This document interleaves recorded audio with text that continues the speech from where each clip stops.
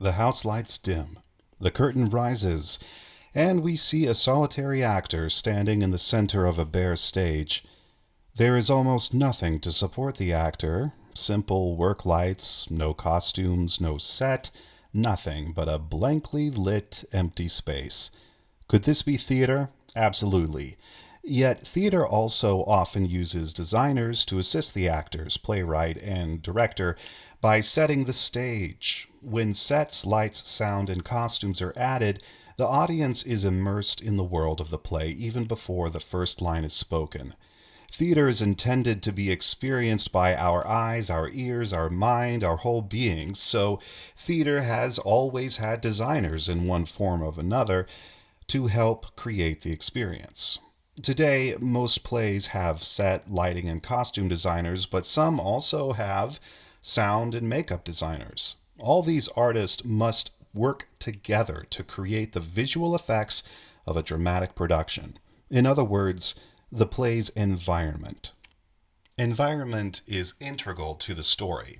Every plot, conflict, and character would change if they were moved to a new surrounding. Imagine the Christmas movie Miracle on 34th Street transported to the steamy South, or the chilly moral fable Fargo set in sunny Hawaii. The stories, characters, and possibly themes would be transformed. Even the most well known plays by Shakespeare seem new and different when they are set in unexpected periods and locations, such as when the feud between families in the early Renaissance Italy of Romeo and Juliet is transformed into a contemporary gang war in Leonardo DiCaprio's film version. The plots and most of the dialogue are unchanged, but the shift in environment drastically alters the tone and the characters.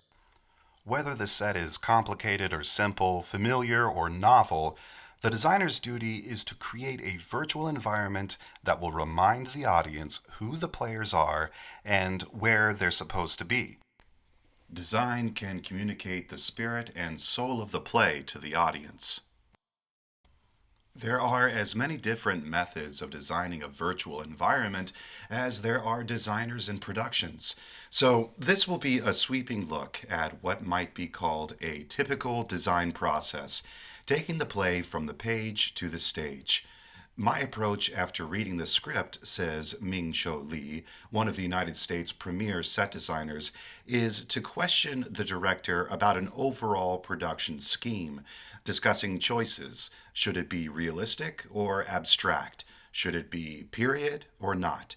Should the material be metal, wood, granite? Then I do a rough sketch for the director to find out if I'm going in the right direction. Then I make a 1/2 inch scale model and paint it up.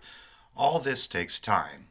In fact, the process can take so much time that designers must begin their work many months before the actors arrive on the scene. Long before the rehearsals begin, the designer begins work by studying the script. The playwright has created the blueprint for a production. In order for the play to exist, the words on the page must be transformed into action and environment on the stage. The designer's analysis of the script is as detailed and comprehensive as many directors or actors. A complete understanding of the character is essential because the characters define the environment, and the environment reveals the characters, especially their personal surroundings, their home, office, or room.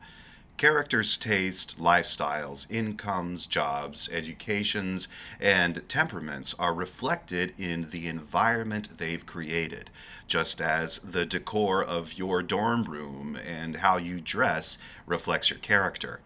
Understanding the characters in script, however, is only the beginning. In order to create an accurate virtual environment, set, lighting, sound, costume, and makeup designers must often do detailed investigations into the location and historical period. They may need to study the architecture, the color schematics, and the styles. They may also study the customs, manners, and cultures. This research helps the designers answer dozens of critical questions, including How does the play's environment affect and reflect the story and character? How do the stories and characters affect and reflect the environment? What significant details of the environment will define and individualize the characters? How do the characters feel about their environment? How do the characters relate to the play's themes? And how does the environment relate to the play's themes? Is the personal environment in or out of harmony with the characters? There are also historical considerations. What is the time period of the play? What was the religious, social, and political climate of that period? What was the religious, social, and political climate when the play was written? Designers also consider practical questions, such as these. What are the mechanical requirements, such as the number of doors needed for exits? What are the budgetary limitations? What are the deadlines? What are the physical limitations of the stage? What are the physical dimensions of theater in which the play will be performed? Like baseball parks, no two theaters are exactly the same. The size, seating, and arrangement, and even layout can directly affect the design. Once the designers have researched and studied the play, they are ready for the artistic and production meetings. The director, stage manager, and designers begin by reviewing practical issues, the physical limits of the theater, safety concerns, budget limitations, and scheduling. Soon, they get down to finding understanding and communicating the production concept. As we went over in previous lessons, the production concept is the master symbol or allegory that the director, playwright, and designers conceive as the central metaphor.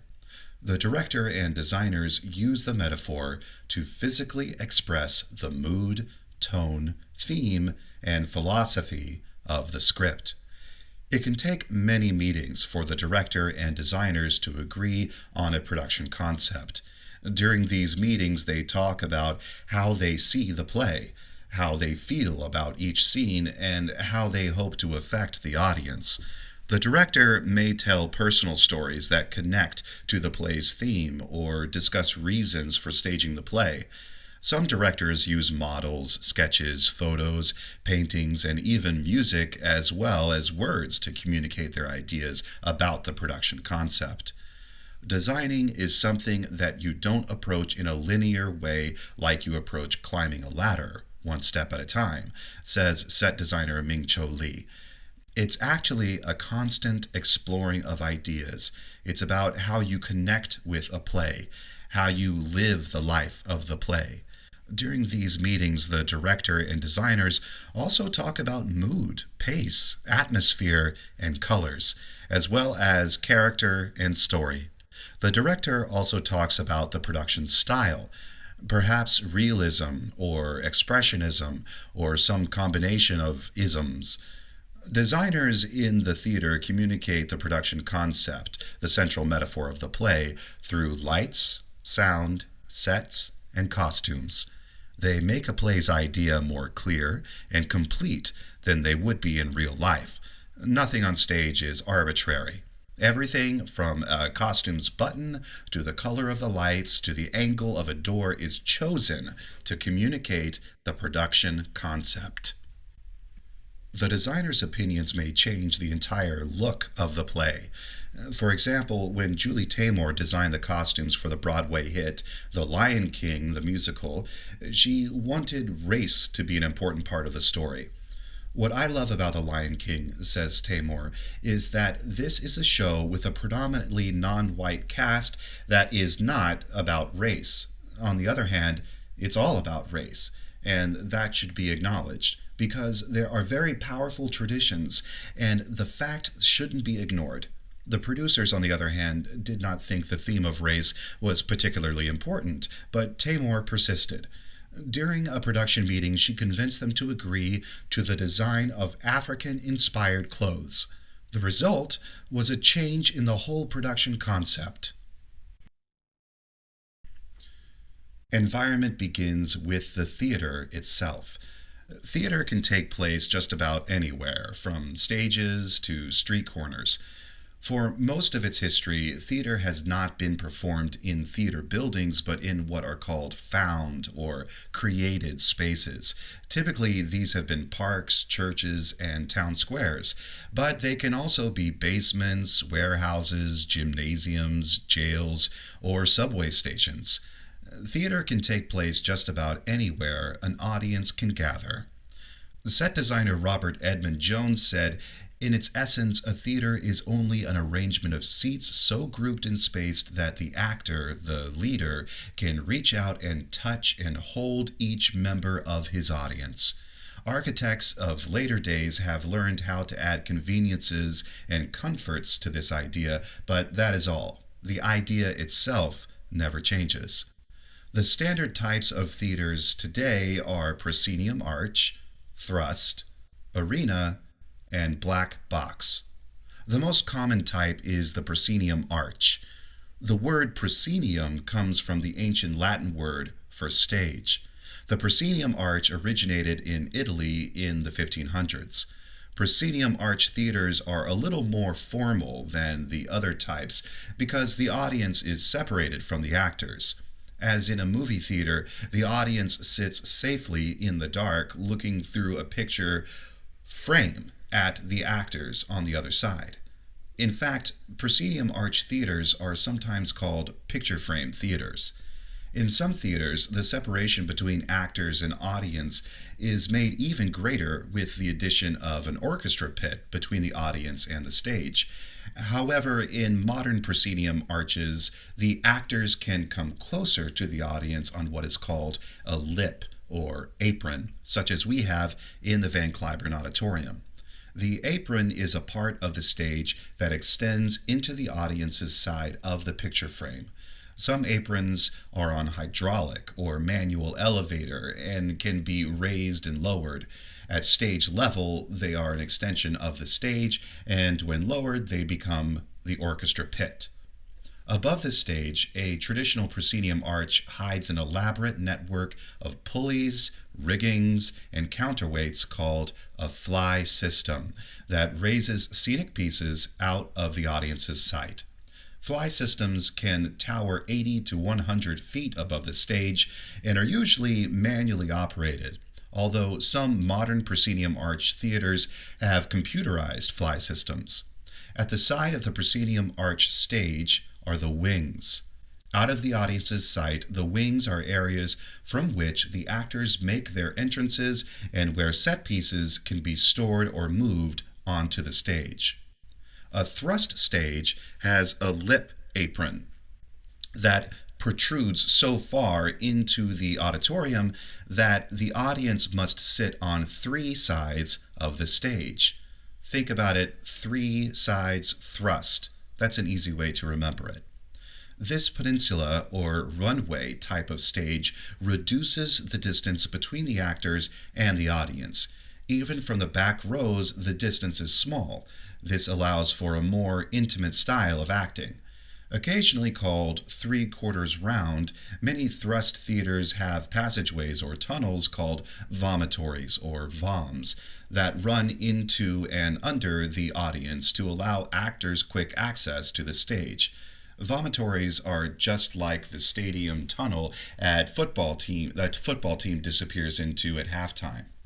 Historically, it is unclear how the word vomitory came to be used for a theater space, but the word comes from the Latin verb vomere, which means to spew out. Literally, actors are spewed out from the stage down these tunnel-like exits. The thrust stage is much older than the proscenium arch theater. 2,500 years ago, ancient Greek tragedies were performed on a version of the thrust stage. 400 years ago, Shakespeare's plays were performed on a thrust stage. Arena theaters are far less common than proscenium arch or thrust theaters. Often called theaters in the round, arenas have the stage in the center like an island, surrounded on all sides by audiences. Arena theaters resemble sports stadiums, boxing arenas, and circus rings.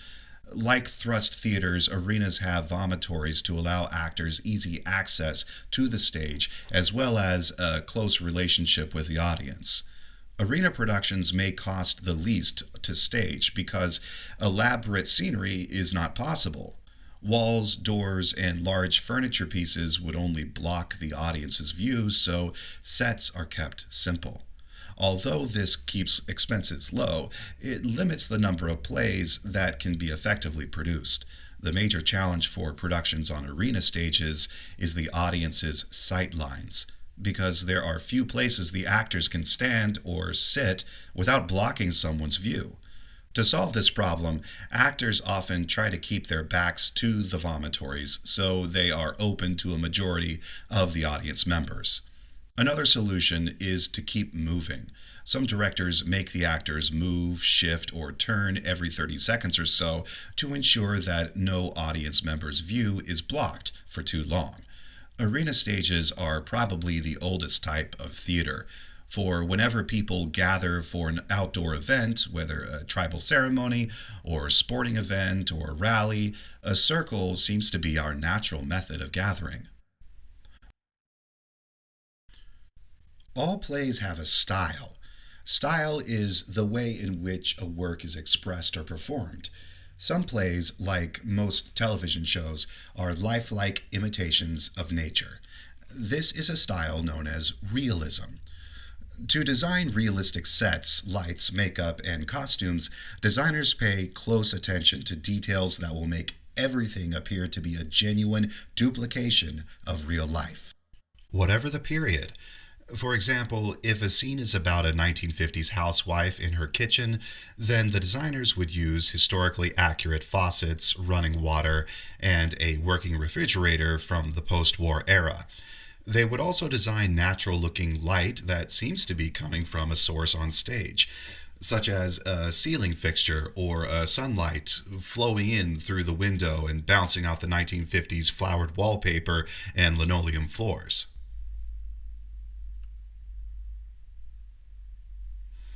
The housewife's costume would be genuine to the period, as if it came off a department store rack, and the dinette set would look as if it came from the time Eisenhower was president. The only difference from real life would be that one wall of the kitchen is missing so that the audience can peek in at the action. For some plays, simplified or suggested realism is appropriate. For this style, designers suggest rather than duplicate the look of a period. What the audience sees is not a carbon copy, but a suggestion of a 1950s kitchen whose details they must fill in with their imagination. This style is sometimes called selective realism because some design elements appear authentic, but other elements are stylized. For example, our 1950s kitchen might appear real, but the lights may express the mood rather than seem to come from a source on stage. Or our housewife's costume might be authentic, but the set more symbolic. Once designers step away from realism, they are free to create virtual worlds with their own logic and rules. They can pursue a metaphorical, symbolic, or stylized look. Stylization can take several forms. One of the most common is Expressionism. With Expressionism, the audience sees the story through the mind of one character.